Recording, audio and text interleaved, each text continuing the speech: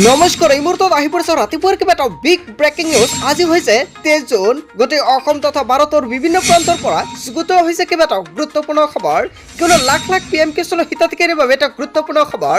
যিসকল পিএম কিষাণৰ হিতাধিকাৰী টকা পোৱা সেইসকলৰ বাবে এটা ডাঙৰ খবৰ। লগতে আত্মসহায়ক গোটৰ প্ৰতিজন মহিলাৰ বেংক একাউণ্টত চৰকাৰে সোমাই দিব 10,000কৈ টকা আৰু তাৰ বাবে সকলোৱে কৰিব লাগিব এটা গুৰুত্বপূৰ্ণ কাম। লগতে কিবা এটা ডাঙৰ খবৰ মুকলি হৈছে আজিৰ দিনটোত অৰুণোদয় আঁচনিৰ টকা নতুনকৈ সোমাই যাব। লগতে যিসকল ব্যক্তি ভাবিছে নতুনকৈ আবেদন কৰিব পাৰিব। লগতে নতুনকৈ ৰেচন কাৰ্ড আবেদন কৰিব পাৰিব। 15 লাখ হিতাধিকাৰীক চৰকাৰে প্ৰদান কৰিব নতুনকৈ ৰেচন কাৰ্ড।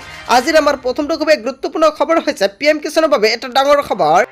আজিৰ আমাৰ প্ৰথমটো খুবেই গুৰুত্বপূৰ্ণ খবৰ হৈছে মহিলাসকলৰ বাবে এটা ভাল খবৰ। প্ৰতিগৰাকী মহিলাৰ বাবে চৰকাৰে বিশেষ আঁচনি লৈ আহিছে আৰু এইখন আঁচনি যদি আপুনি আবেদন কৰে প্ৰতি মাহতে আপুনি লাভ কৰিব টকা। বিজেপি চৰকাৰৰ বিশেষ আঁচনি আৰু এইখন আঁচনিৰ নাম কি দিয়া হৈছে নিশ্চয় আপুনি সম্পূৰ্ণকৈ জানিব পাৰিব। আনকি এই আঁচনিসমূহৰ সুবিধা প্ৰদানৰ বাবে ঘৰে ঘৰে গৈ দলীয় কৰ্মকৰ্তাৰ লগতে ৰাইজৰ সমৰ্থন আদায়ৰ বাবে বিজেপিৰ কৰ্মকৰ্তাসকলে তৃণমূল পৰ্যায়ত ব্যাপকভাৱে অভিযান আৰম্ভ কৰিছে। হয় বন্ধু বান্ধৱীসকল, আপোনাৰ ঘৰতে কিন্তু যাব পাৰে বিজেপিৰ তৰফৰ পৰা মানুহ আৰু সেইসকল ব্যক্তি কিন্তু আপোনাক চৰকাৰে প্ৰদান কৰিব। আৰু এইখন আঁচনি যদি আপোনালোকৰ এইখন আঁচনি নাই তেন্তে আপোনাৰ বাবে এটা ভাল খবৰ। ইফালে অসম চৰকাৰে ইতিমধ্যে ৰেচন কাৰ্ড থকা পৰিয়াললৈ আয়ুষ্মান অসম কাৰ্ডৰ দ্বাৰা বিনামূলীয়া চিকিৎসা সেৱা প্ৰদান কৰাৰ উপৰিও ৰন্ধন গেছৰ চিলিণ্ডাৰ প্ৰতি 300 টকাৰ ৰাজসাহায্য দিয়াৰ কথা সম্পূৰ্ণকৈ ঘোষণা কৰিছে। আপুনি এইখিনি বস্তু পাইছে নে নাই সম্পূৰ্ণ কমেণ্ট কৰি জনাব। হয় বন্ধু বান্ধৱীসকল, আপুনি ৰন্ধন গেছ বিনামূলীয়াকৈ পাইছে নেকি? লগতে আপুনি আয়ুষ্মান ভাৰতৰ অধীনত এখন আয়ুষ্মান কাৰ্ড বিনামূলীয়াকৈ পাইছে নেকি? লগতে আপোনাৰ ৰেচন কাৰ্ড আছে নেকি? চৰকাৰে কিন্তু কেইবাটাও গুৰুত্বপূৰ্ণ পন্থা হাতত লৈছে আৰু মহিলাসকলৰ বাবে এটা গুৰুত্বপূৰ্ণ খবৰ।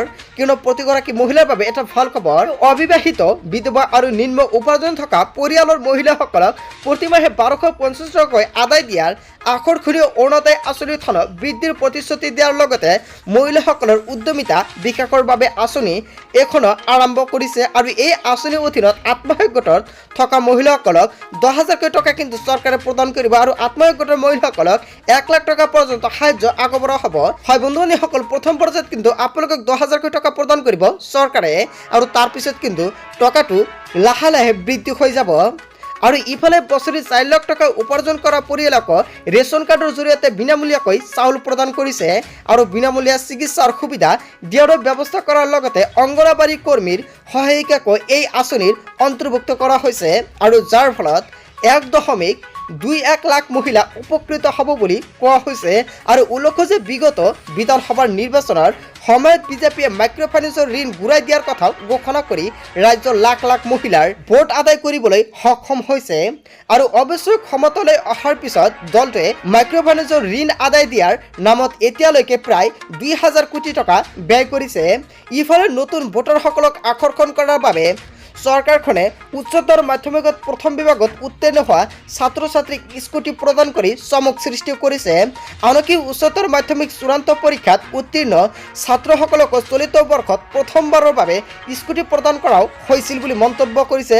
আৰু শিক্ষাৰ বাবে শিক্ষাৰ্থীসকলক যাতে উৎসাহী হয় তাৰ বাবে চৰকাৰখনে এনেদৰে স্কুটি প্ৰদান কৰা হৈছে বুলি মন্তব্য কৰিলেও আৰু এই স্কুটি প্ৰদানৰ আঁৰত ভোটৰ অংক জড়িত হৈ আছে বুলি বিৰোধীয়ে পূৰ্বৰে পৰাই অভিযোগ উত্থাপন কৰি আহিছে।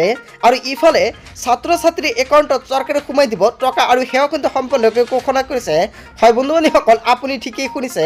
লগতে যিসকল মহিলাৰ আত্মসহায়ক গোট আছে সেইসকল আত্মসহায়ক গোটৰ প্ৰতিজন মহিলাৰ একাউণ্টত কিন্তু চৰকাৰে সোমাই দিব 10,000কৈ টকা। তাৰ বাবে আপোনাৰ ফোনত SMS-টো আহিছে নে নাই নিশ্চয় আপুনি কমেণ্ট কৰিব। কিয়নো যিসকল মহিলাৰ ফৰ্মটো একচেপ্ট হৈছে, একচেপ্ট হোৱাৰ পিছত কিন্তু এখন SMS প্ৰেৰণ কৰা হৈছে। যদি আপোনাৰ ফোনত SMS-টো অহা নাই এতিয়া আপুনি চেক কৰক, কিয়নো SMS নাহিলে কিন্তু আপুনি টকা নাপাব। লগতে প্ৰতিজন হিতাধিকাৰীয়ে কিন্তু লাভ কৰিব ৰেচন কাৰ্ড। যিসকল ব্যক্তিৰ ৰেচন কাৰ্ড নাই নতুনকৈ কিন্তু চৰকাৰে প্ৰদান কৰিব 15 লাখ ৰেচন কাৰ্ড। আৰু এয়া কিন্তু নিশ্চয় সম্পূৰ্ণকৈ আৰম্ভ হৈ যাব। নতুনকৈ আবেদন প্ৰক্ৰিয়া যেতিয়া আবেদন আৰম্ভ হ'ব নিশ্চয় সম্পূৰ্ণকৈ জনাম। লগতে প্ৰতিজন হিতাধিকাৰীৰ বাবে এটা ভাল খবৰ, কিয়নো আপোনালোকে সকলোৱে জানে আত্মসহায়ক গোটৰ লগতে কিন্তু চৰকাৰে ৰন্ধন গেছো প্ৰদান কৰিছে। আৰু আপুনি ৰন্ধন গেছ লাভ কৰিছে নেকি? যদি ৰন্ধন গেছ নাই তেনে ক্ষেত্ৰত কিন্তু চৰকাৰে প্ৰদান কৰিব ৰন্ধন গেছ। ইয়েছ লগতে যিসকল ব্যক্তিৰ অৰুণোদয় আঁচনি নাই সম্পূৰ্ণকৈ কিন্তু লোকসভা নিৰ্বাচনৰ পিছতেই কিন্তু চৰকাৰে কৈছিল যে নতুনকৈ অৰুণোদয় আঁচনি প্ৰদান কৰিব আৰু আপুনি কিন্তু সেয়াও লাভ কৰিব আৰু তাৰ বাবে কিন্তু আপোনালোকৰ সকলোৰে আবেদন কৰিব লাগিব আপুনি কেনেকুৱাকৈ আবেদন কৰিব লগতে যদি আপোনালোকৰ আয়ুষ্মান কাৰ্ড নাই ৰেচন কাৰ্ড থাকিলে কিন্তু আয়ুষ্মান কাৰ্ড লাভ কৰিব পাৰিব বন্ধু বান্ধৱীসকল আপোনাৰ কোনটো আঁচনি নাই নিশ্চয় আপুনি কমেণ্ট কৰিব আপুনি কেনেকুৱাকৈ আবেদন কৰিব সম্পূৰ্ণকৈ জনাত সহায় কৰিম পিএম কিষাণৰ যিসকল হিতাধিকাৰীয়ে ৭০ নম্বৰ কিস্তিটো পোৱা নাই সেইসকলৰ বাবে এটা ডাঙৰ খবৰ লগতে যিসকল ব্যক্তিয়ে নতুনকৈ আবেদন কৰিছে এপ্ৰুভ হোৱা নাই সেইসকল ব্যক্তিৰ বাবেও আজিৰ ভিডিঅ'টো খুবেই গুৰুত্বপূৰ্ণ হ'ব হয় বন্ধু বান্ধৱীসকল আপোনালোকে সকলোৱে জানে টকা কিন্তু আপোনাৰ একাউণ্টত সোমাই গৈছে জাষ্ট আপুনি ইয়াতে ক্লিক কৰিব ক্লিক কৰাৰ পিছত আপোনাৰ নেক্সট ইনষ্টলমেণ্টটো ইয়াৰ পৰা আপুনি চিলেক্ট কৰিব চিলেক্ট কৰাৰ পিছত কিন্তু সম্পূৰ্ণকৈ আপোনাৰ ইয়াতে ষ্টেটাছটো আহি যাব আৰু আপুনি কিমান নম্বৰ কিস্তিটো পাইছে সেই আপুনি নিশ্চয় কমেণ্ট কৰি জনাব লগতে যদি পিএম কিষাণৰ তৰফৰ পৰা কোনো ধৰণৰ আপোনাৰ অসুবিধা হৈছে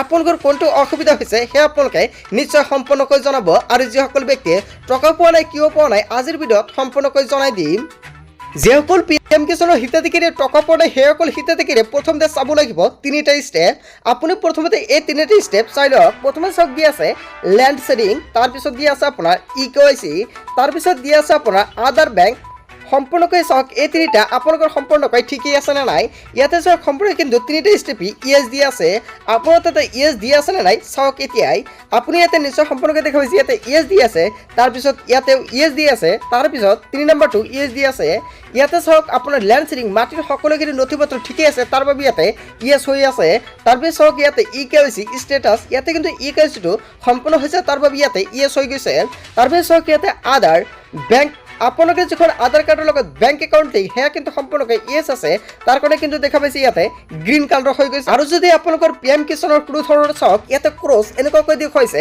তেনে ক্ষেত্ৰত কিন্তু আপুনি টকাটো নাপাব ইয়াতে আপুনি চেক কৰক তিনিটাতেই আপোনাৰ ইয়াতে ৰাইট আছে নে নাই যদি নাই এতিয়া আপুনি ষ্টেটাছটো চেক কৰি সম্পূৰ্ণকৈ কমেণ্ট কৰি জনাওক আপোনাৰ ষ্টেটাছত কি দেখুৱাইছে আৰু যদি সকলোখিনি ঠিকেই আছে তেনে ক্ষেত্ৰত কিহৰ কাৰণে আপুনি টকাটো পোৱা নাই আপুনি তলত স্ক্ৰল কৰি সম্পূৰ্ণকৈ জানিব পাৰিব ইয়াতে চাওক মই কিন্তু ইয়াতে কিমান নম্বৰ ইনষ্টলমেণ্ট লাভ কৰিছোঁ 4 নম্বৰ ইনষ্টলমেণ্ট কিন্তু লাভ কৰিছোঁ আৰু কিমান তাৰিখত লাভ কৰিছোঁ ইয়াতে সম্পৰ্কে দেখা পাইছে 18 তাৰিখ 6 মাহ 2024 অথবা কিন্তু 18 তাৰিখত কিন্তু চৰকাৰে টকা প্ৰদান কৰিছে আৰু আপুনি যদি টকাটো পোৱা নাই তেনে ক্ষেত্ৰত আপুনি কি কৰিব প্ৰথমে চাওক ওপৰত এটা বক্স দেখা পাইছে আপুনি ৰিজন ফৰ ফেইলিড ট্ৰানজেকশ্যন কিহৰ কাৰণে আপোনাৰ টকাটো একাউণ্টত অহা নাই ইয়াতে কিন্তু সম্পূৰ্ণকৈ উপলব্ধ হ'ব চাওক ইয়াতে এইখন বক্সত কিন্তু সম্পূৰ্ণকৈ শ্ব' হৈ যাব আপুনি কিহৰ কাৰণে টকাটো পোৱা নাই আৰু যদি আপোনালোকৰ টকাটো একাউণ্টত আহিছে তেনেক্ষেত্ৰত ইয়াতে কিন্তু সম্পূৰ্ণকৈ শ্ব' হৈ থাকিব চাওক ইয়াতে 4th ইনষ্টলমেণ্ট পে'মেণ্ট ডান এনেকুৱাকৈ আহিব আৰু চাওক ইয়াতে কোনটো একাউণ্টত আপোনাৰ টকাটো সোমাইছে এয়া কিন্তু সম্পূৰ্ণকৈ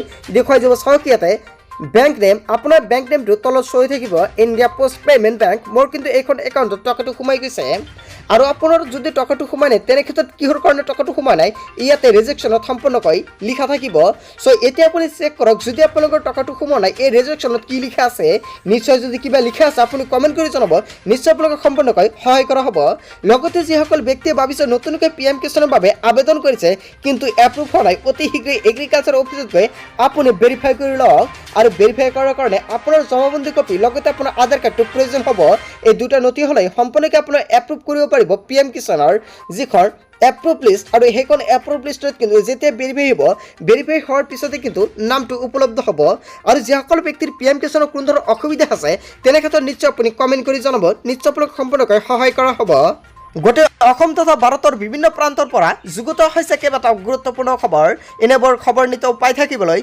চেনেলটি ছাবস্ক্ৰাইব কৰি ভিডিঅ'টো এটা লাইক কৰিবলৈ নাপাহৰিব চ' থেংক ইউ ফৰ ৱাচিং ফুল ভিডিঅ'